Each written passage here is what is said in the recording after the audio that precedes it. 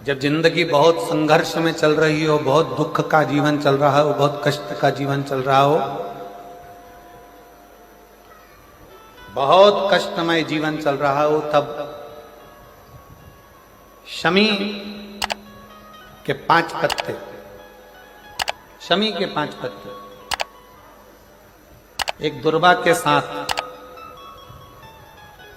एक अक्षत चावल का एक दाना, वो भी हल्दी में भिंगोया हुआ हो या केसर में भिंगोया हुआ हो,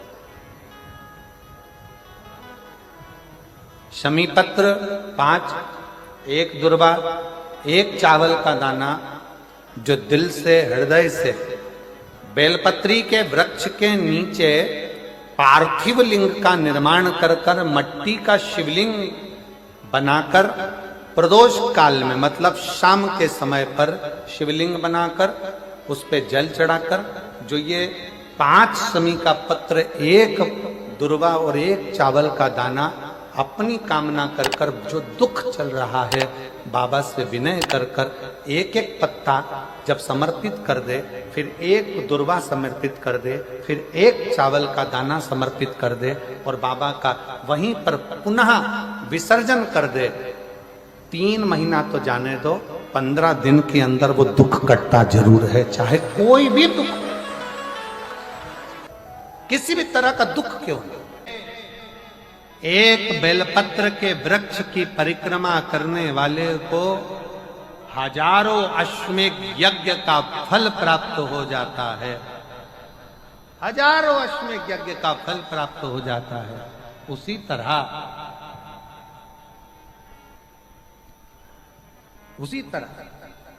एक पार्थिव लिंग का निर्माण करने वाले को, मिट्टी का शिवलिंग का निर्माण कर कर पूजन करने वालों को 12 ज्योतिर्लिंग के शिवलिंग के दर्शन का पुण्य फल प्राप्त। बहुत ध्यान लगाकर सुनिएगा। एक बेलपत्री और उस बेलपत्री में एक चंदन की बिंदी और एक अक्षत का दाना मात्र रखकर भी अगर शिवालय पर चढ़ा दी जाती है,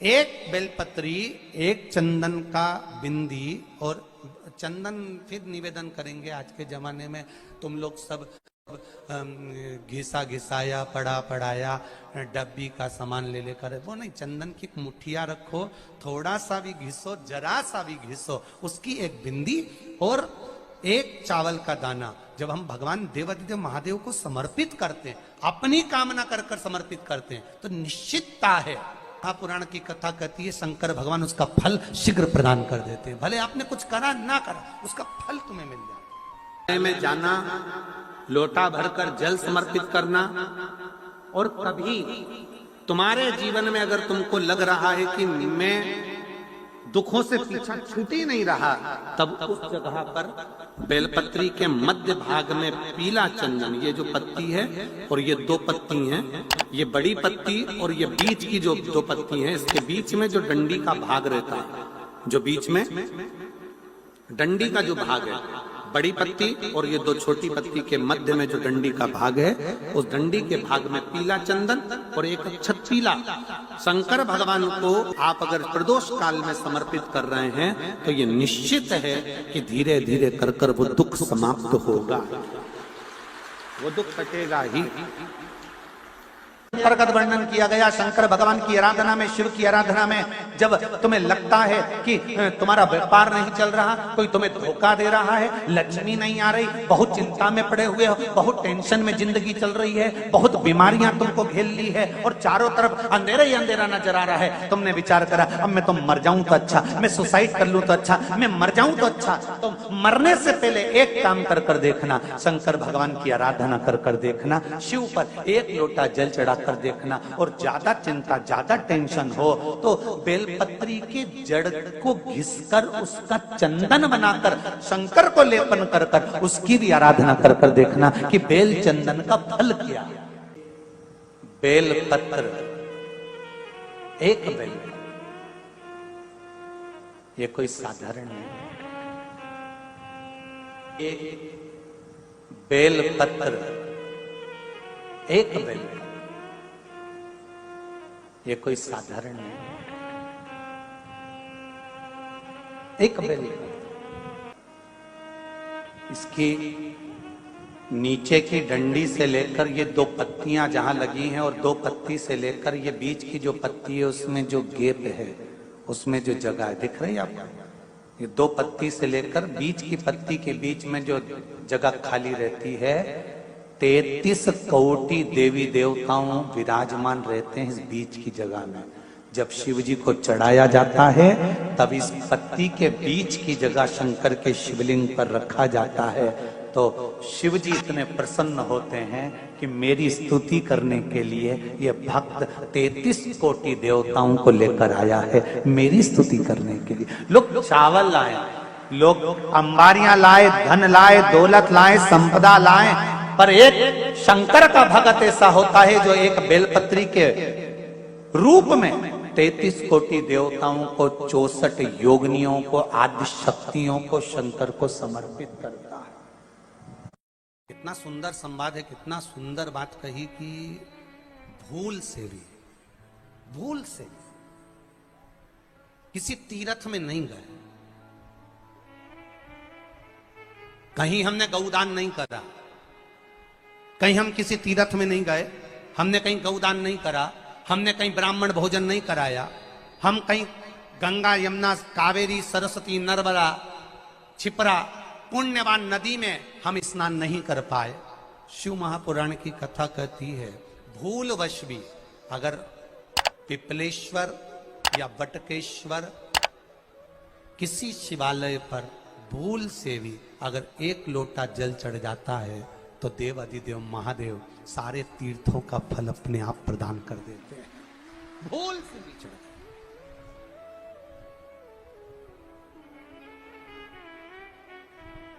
एकांतेश्वर महादेव किसी तीर्थ में नहीं गए,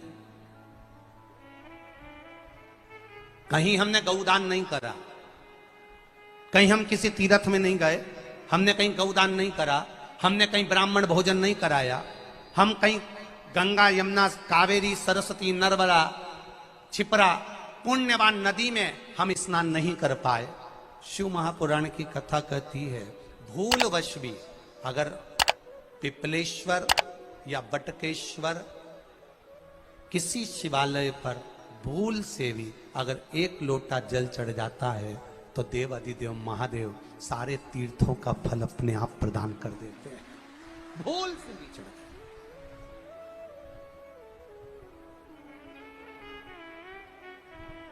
एकांतेश्वर महादेव जो कि एकांत में बैठा हुआ है, एकांतेश्वर महादेव अकेला बैठा है अलमस्त होकर। आप जा रहे हो गाड़ी लेकर, आप 4 व्हीलर गाड़ी में जा रहे हो, ट्रैक्टर में जा रहे हो, ट्राली में बैठकर जा रहे हो, क्रूजर में बैठकर जा रहे हो, 2 व्हीलर गाड़ी में बैठकर जा रहे हो, और एकांतेश्वर महादेव का मंदिर दिख गया, कोई एकांत में, भले उसका नाम नहीं मालूम तुमको कि कौन सा महादेव, पर अकेला बैठा है जंगल में, वृक्ष की छांव में, एक ओटले पर, कोई दीवार नहीं, कोई जाली नहीं, कोई गेट नहीं, कुछ भी नहीं। ये शिव मंदिर में जाकर एक लोटा जल समर्पित करती थी, और शास्त्र कहता है कि शंकर के मंदिर में अगर एक लोटा जल कोई एक परिवार का व्यक्ति भी समर्पित कर रहा है तो समझ लेना कि वो अपनी 71 पीढ़ी को पार लगा रहा है। वो अकेला नहीं, 71 पीढ़ी को पार लगा रहा है। शिव महापुराण की कथा कहती है जब बच्चा गर्भ में आता है, माता के गर्भ में जब संतान आती है और माता के गर्भ में जब संतान रहती है, उस 9 महीने में स्त्री नारी अगर कहीं शंकर के मंदिर के सामने से निकल जाए, या शिवालय का जल स्त्री को मिला हो, या शंकर भगवान का कोई प्रसाद, या शंकर भगवान का कोई नाम जाप, या शंकर भगवान का कोई मंत्र जाप उस स्त्री के कानों में पहुंच जाए, तो जो गर्भ में बच्चा होता है वो बच्चा शंकर की कथा तक या शिवालय तक उसको बिना बोले ही वो अपने आप चला ही जाता है, पहुंच ही जाता है। उस गर्भ में रहने वाले बच्चे को भगवान शंकर के मंदिर के सामने से भी कोई गर्भवती स्त्री निकल कर चली जाती है तो उसका भी फल उसको प्राप्त हो जाता है। उसका भी फल उसको प्राप्त हो जाता, और वो फल साधारण नहीं होता। क्यों? बेलपत्री को जब भी चढ़ाया जाता है तो पीछे की डंडी पकड़कर नहीं चढ़ाया जाता। बेलपत्री को चढ़ाने के लिए मध्य भाग को, जैसे यह बेलपत्र होता है तो इसका मध्य की जो डंडी होती है, मध्य भाग होता है बेलपत्री का, तब मध्य भाग को पकड़कर हम भगवान शंकर को बेलपत्र समर्पित करते हैं।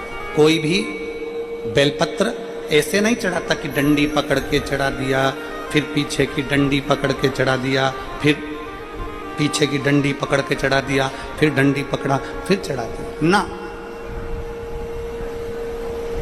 मेरे देवादिदेव महादेव को जब भी बेलपत्र चढ़ाया जाता है तो मध्य भाग, पीछे की डंडी पकड़कर नहीं, मध्य भाग से भगवान शंकर को बेलपत्र समर्पित किया जाता। मध्य भाग से जब भी पकड़ेंगे तो मध्य भाग को पकड़कर बेलपत्र समर्पित करेंगे। क्यों?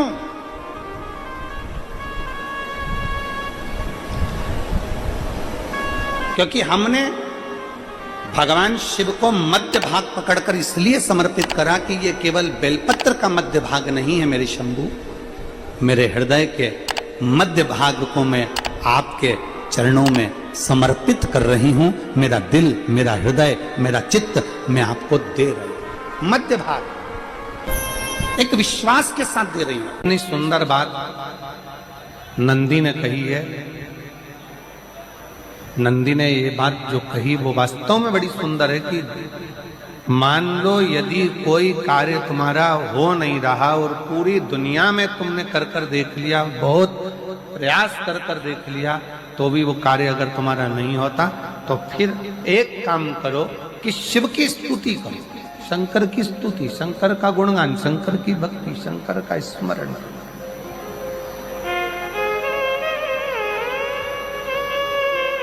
फिर शिव की स्तुति करिए, शंकर से विनय करिए, शंकर से निवेदन करिए, शंकर का गुणगान करिए।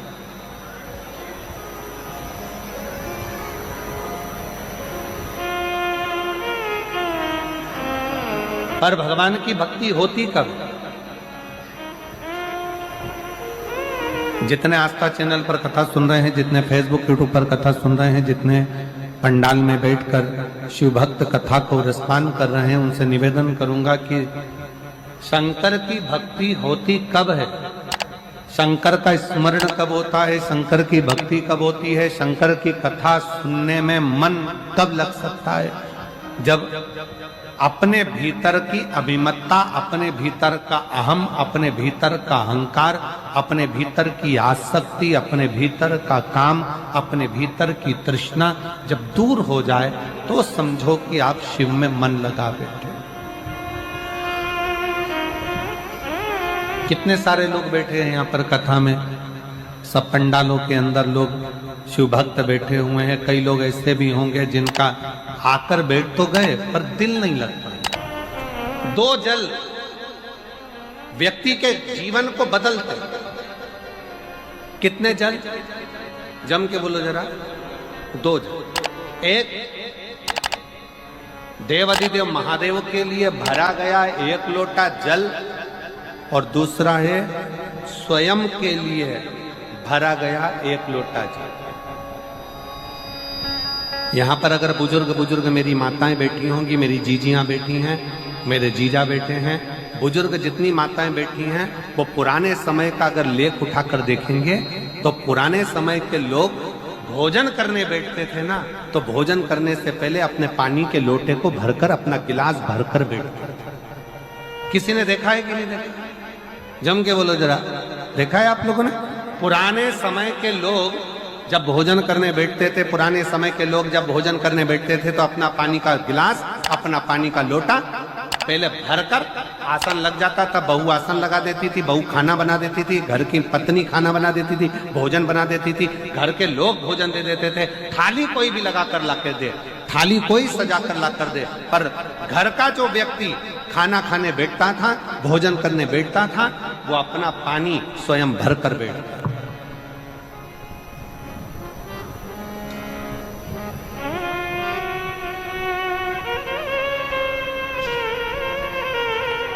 अब आज के जमाने में दुनिया के लोग कहते हैं मैं दुकान चला रहा हूं, दुनिया के लोग कहते हैं मैं घर चला रहा हूं, दुनिया के लोग कहते हैं मैं ये कर रहा हूं। तुम अपना खुद का पानी भरकर तो बैठ नहीं रहे और कह रहे हो कि घर चला रहा हूं। स्वयं का एक गिलास पानी व्यक्ति नहीं भर पा रहा। कितना सुंदर कहा है महाराज जी, बहुत सावधानी से सुनिएगा। दो जगह का जल व्यक्ति के जीवन को बदल देता है। एक शिव के लिए भरा गया जल और दूसरा स्वयं के लिए भरा गया जल। स्वयं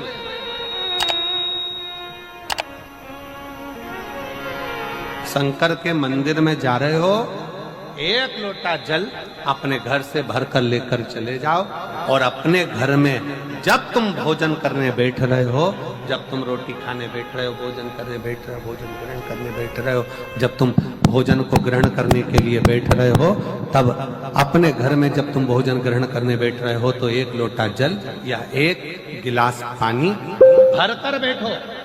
बहू अच्छी है, पानी भरेगी, मना नहीं है। बेटा अच्छा है, पानी भरेगा, मना नहीं है। पोता अच्छा है, पोती अच्छी है, नाती अच्छा है, पंती अच्छा है, घर में सब अच्छे हैं। तुम्हारी पत्नी भी अच्छी है, तुम खाना खाओगे तो वो पानी ला कर दे देगी। तुम्हारी बहू भी अच्छी है, तुम भोजन करोगे तो वो पानी ला कर दे देगी। तुम्हारा परिवार का हर व्यक्ति अच्छा है, तुम्हारा कहना मानता है। तुम जिमने बैठोगे, भोजन करने बैठोगे तो वो पानी ला कर देगा। पर शिव पुराण की कथा कहती है, जो व्यक्ति भोजन करते समय अपना जल स्वयं भरकर बैठता है, उसकी जिंदगी में से 3 रोग समाप्त हो जाते हैं। कितने रोग समाप्त हो जाते हैं? 3।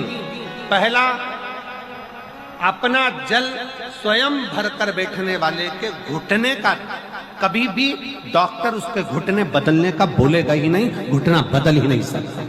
स्वयं का जल भरकर बैठे। दूसरे नंबर पर, जिसकी रीढ़ की हड्डी में कमर से लेकर कंधे तक जिसकी हड्डी में दर्द होता हो, या जो सुबह सुबह सोकर उठता हो और उसके कंधे दुखते हो या पीठ दुखती हो। दूसरे नंबर का रीढ़ की हड्डी का दर्द। और तीसरे नंबर का, डॉक्टर को दवाई खा खा कर परेशान हो गए और आधा सिर का रोग, भुकुटी, ये भौएं दुखती हो, सिर दुखता हो, ये कान के पास का दर्द होता हो, तो अपना भोजन करते समय अपना पानी स्वयं भर कर बैठो। आपको ये 3 रोग से मुक्ति अपने आप मिलना प्रारंभ हो, अपने आप। अब किसी ने कहा, गुरुजी पत्नी पानी ला कर देती है, पति पानी ला कर देता है, बेटा पानी ला कर देता है, बहू पानी ला कर देती है, पोता पोती पानी ला कर देते हैं, नाती पंती पानी ला कर देते हैं, नौकर लगे घर में वो पानी ला कर देते हैं, सेवादार लगे घर में वो पानी ला कर देते हैं, तो हमको पानी लाना क्यों जरूरी है? तो अग्नि पुराण में वर्णन आता है कि जो घर में पानी जिस मटके में भरते हो, जिस हंडे में भरते हो, जिस बाल्टी में भरते हो, जिस टंकी में पानी भरते हो, पीने का पानी जिस हंडे में, मटके में, बल्टोई में, जिस गगरे में तुम भरते हो, वो स्थान पितरों का स्थान रहता है। जब हम पानी भरकर भोजन करने बैठते हैं तो हमारे पितर भी उस स्थान पर आकर निश्चित जगह पर बैठते हैं, और जब हम भोजन ग्रहण करते हैं तो हमारे पितरों के भाव का आशीर्वाद हमारे ऊपर पड़ जाता है, जिससे हमारे 3 दर्द समाप्त हो। स्वयं भरो, स्वयं।